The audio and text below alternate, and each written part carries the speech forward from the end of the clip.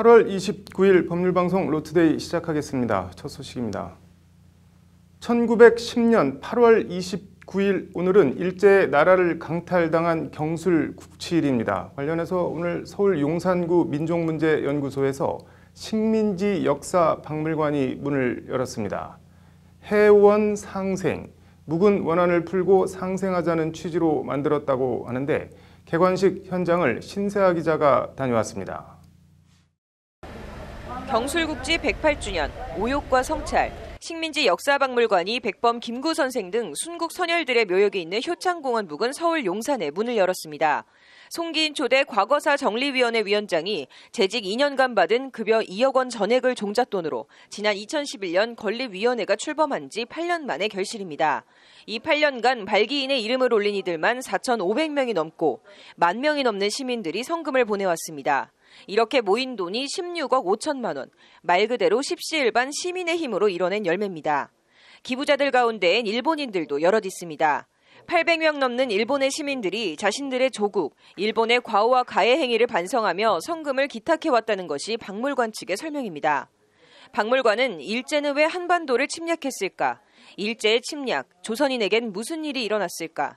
한 시대 다른 삶, 친일과 항일, 나는 싸우고 있다, 강제징용 등 4개의 주제로 구성됐습니다. 1875년 운요 사건에서부터 해방에 이르기까지 70년에 걸친 일제 침탈과 그에 부역한 친일파의 죄상, 이에 결연히 맞서 싸운 빛나는 항일투쟁의 역사를 담았다는 것이 박물관 측의 설명입니다. 이 과정에 독립운동가 후손과 강제동원 피해자 유족, 재하의 연구가 등이 다양한 자료를 보내주며 박물관 개관에 힘을 보탰습니다. 건립 기금에서부터 전시물까지 시민들의 자발적 참여로 건립된 식민지 역사박물관. 박물관 측은 해원상생을 얘기합니다. 과거가 아닌 과거를 통해 오늘을 보여주고 내일을 이야기하겠다. 식민지 역사박물관 측은 단순히 자료를 전시하고 보여주는 데서 그치지 않고 시민과 청소년들이 대화하고 소통하는 열린 공간으로 박물관을 운영해 나가겠다고 밝혔습니다. 법률방송 신세아입니다. 박근혜 정부 국정농단과 경영비리 등 혐의로 기소된 롯데 총수 일가에 대한 항소심 결심 공판이 오늘 열렸습니다. 검찰은 신동빈 롯데그룹 회장에 대해 징역 14년을 구형했습니다. 롯데 일가 항소심 결심 공판 소식은 정순영 기자가 전해드립니다. 항소심 결심 공판을 받기 위해 법정에 들어서는 신동빈 롯데그룹 회장의 표정은 몹시 어두웠습니다. 신동빈 회장이 받는 혐의는 크게 두 가지입니다. 하나는 총수 일가에 500억 원대 공짜 급여를 지급한 특가법상 횡령 혐의와 부실한 회사 유상증자의 계열사를 동원하는 등 회사에 1,300억 원대 손해를 끼친 특경가법상 배임 등 개인 비리와 관련된 혐의입니다. 다른 하나는 면세점 청탁 대가로 최순실 씨 측에 70억 원을 건넨 뇌물 혐의입니다. 개인 비리의 경우 1심에서 상당 부분을 무죄로 인정받아 징역 1년 8개월에 집행유예 2년을 선고받았습니다. 뇌물 혐의에 대해선 징역 2년 6개월의 실형을 선고받았습니다. 검찰은 두 사건을 합해 신동빈 회장에 대해 오늘 징역 14년과 벌금 1,000억 원, 추징금 70억 원을 구형했습니다. 그룹을 총괄하는 지휘에 있으면서 그룹을 배신하고 총수 일가의 사익을 위해 행동했다. 중한 범죄를 저지른 신동빈 피고인이 또다시 납득하기 어려운 낮은 형을 선고받는 일이 되풀이되지 않길 바란다는 것이 검찰 구형 사유입니다. 검찰은 그러면서 대한민국의 재벌을 위한 형사법이 따로 있지 않다. 재벌이라고 불이익을 줘서도 안 되지만 특혜를 입어서도 안 된다고 강조했습니다. 지난 24일 열린 박근혜 전 대통령과 최순실 씨 항소심에서 재판부가 롯데 70억 원을 거듭 뇌물로 판단해 신 회장 역시 항소심에서 뇌물 혐의 유죄가 날 것이라는 관측이 우세합니다. 검찰은 경영비리로 함께 기소된 신격호 명예회장에 대해선 징역 10년을, 신동주 전 일본 롯데홀딩스 부회장에 대해선 징역 5년을, 신격호 명예회장과 사실혼 관계의 서미경 씨에 대해선 징역 7년을 각각 구형했습니다.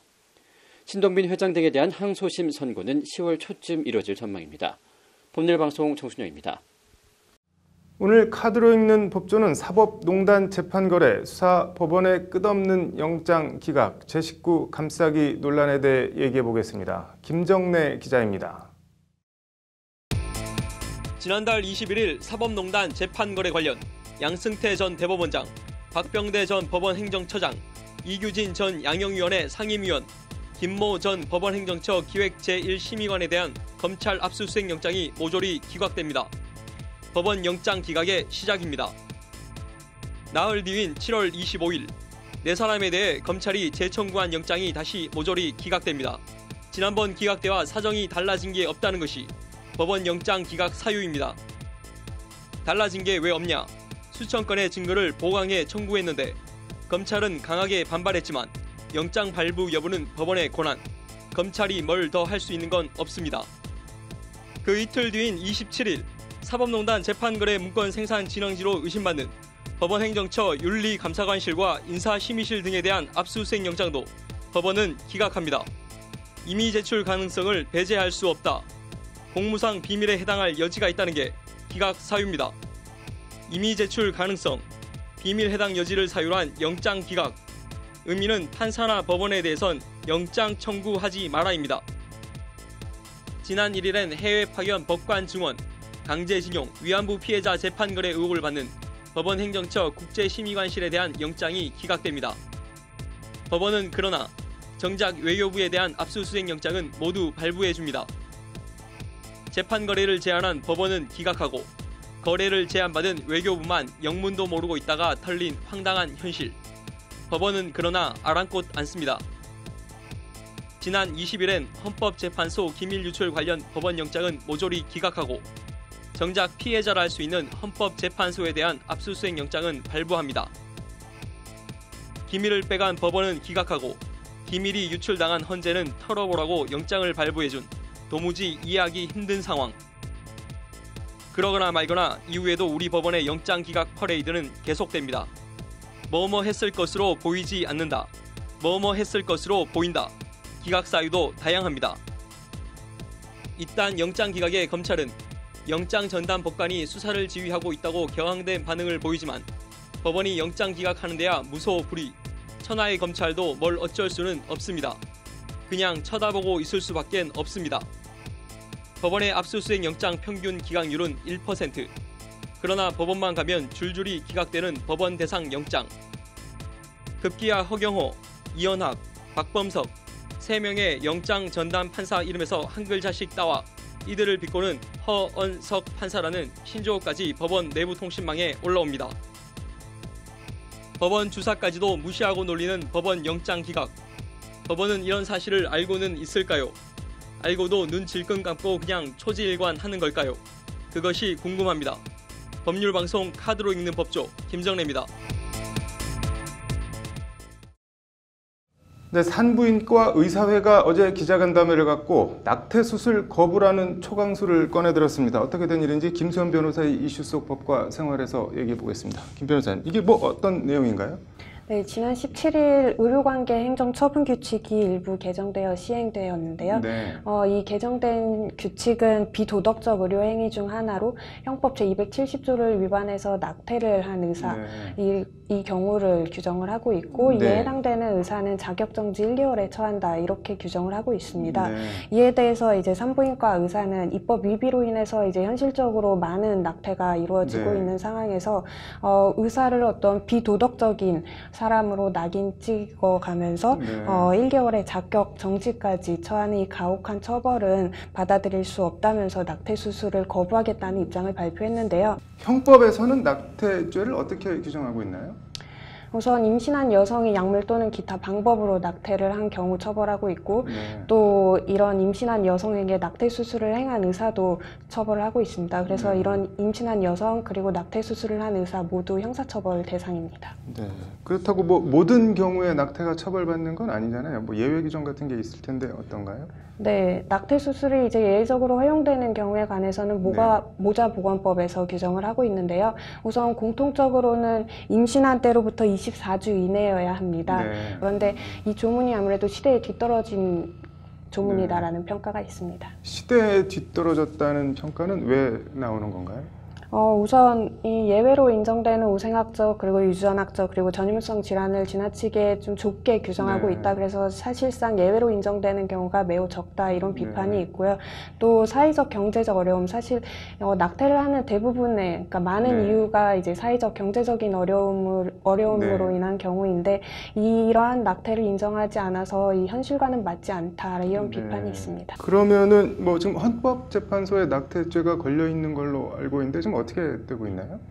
우선 2012년에 헌법재판소에서 합헌 결정을 한 바 있는데요. 네. 지금 지난 5월에 헌법재판소가 낙태죄 위헌 여부에 관해서 공개 변론을 연 뒤에 지금 아직도 심리 중입니다. 그래서 과연 올해는 뭐 넘어갈 것이라 이런 예상이 있는데요.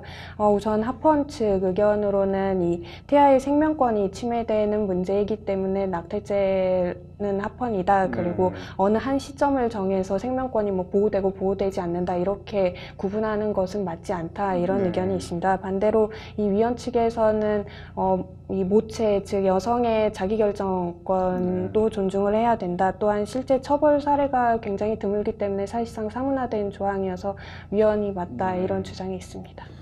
뭐 이번에는 어떻게 결과가 분위기가 좀 다른가요? 어떤가요? 이 낙태죄라는 것이 사실 제가 학교에서 배우거나 할 때도 사문화된 규정이라고 배웠습니다. 따라서 헌법재판소에서 설사 이번에도 낙태죄에 대해서 합헌으로 결정을 한다고 하더라도 지금 이 현실에서는 사문화된 규정으로 이게 인식이 되고 있고 또 그렇게 행해지고 있기 때문에 어느 정도의 개정이 좀 필요할 것으로 판단이 됩니다. 네, 뭐 헌재가 어떤 결정을 낼지 지켜봐야겠네요. 오늘 잘 들었습니다. 다음 소식입니다. 지난 1월 퇴임한 박보영 전 대법관이 광주지방법원 순천지원 여수 10법원 판사로 갑니다. 대법관 출신 시골 판사. 퇴임한 대법관이 일선 시군 판사로 다시 임용된 건 우리 사법사상 박보영 전 대법관이 처음입니다. 오늘 앵커 브리핑은 대법관과 시골 판사, 재판에 대한 신뢰 얘기해 보겠습니다. 한양대를 나온 박보영 전 대법관은 비서울대의 싱글맘 출신이어서 지난 2012년 대법관 임명 당시 큰 화제를 낳기도 했습니다. 불교에 심취한 남편이 출가하면서 이혼해 세 자녀를 혼자 키워온 것으로 알려졌습니다. 올해 초 대법관 퇴임 뒤에는 변호사 개업을 하지 않고 사법연수원과 한양대에서 후학을 양성하며 지냈습니다. 이후 지난 6월 재판 업무 복귀를 희망하며 법원행정처에 시골 판사로 임명해달라는 법관 지원서를 낸 것으로 전해졌습니다. 바라던 시골 판사가 된 데 대해 박 전 대법관은 오늘 대법원 공보실을 통해 봉사하는 자세로 15번 판사의 업무를 열심히 수행하겠다고 밝혔습니다. 대법원도 퇴임 대법관이 1심 재판을 직접 담당함으로써 재판에 대한 신뢰가 높아질 뿐만 아니라 상급심도 1심 재판을 더욱 존중하게 될 것으로 기대한다고 의미를 부여했습니다. 박보영 전 대법관, 살아온 이력이나 대법관 이후 행보 등을 보면 돈에 연연하지 않는 등 법관의 사표가 될 만합니다. 그러나 대법원이 언급한 재판에 대한 신뢰 관련해선 짚고 넘어가지 않을 수 없는 부분이 있습니다.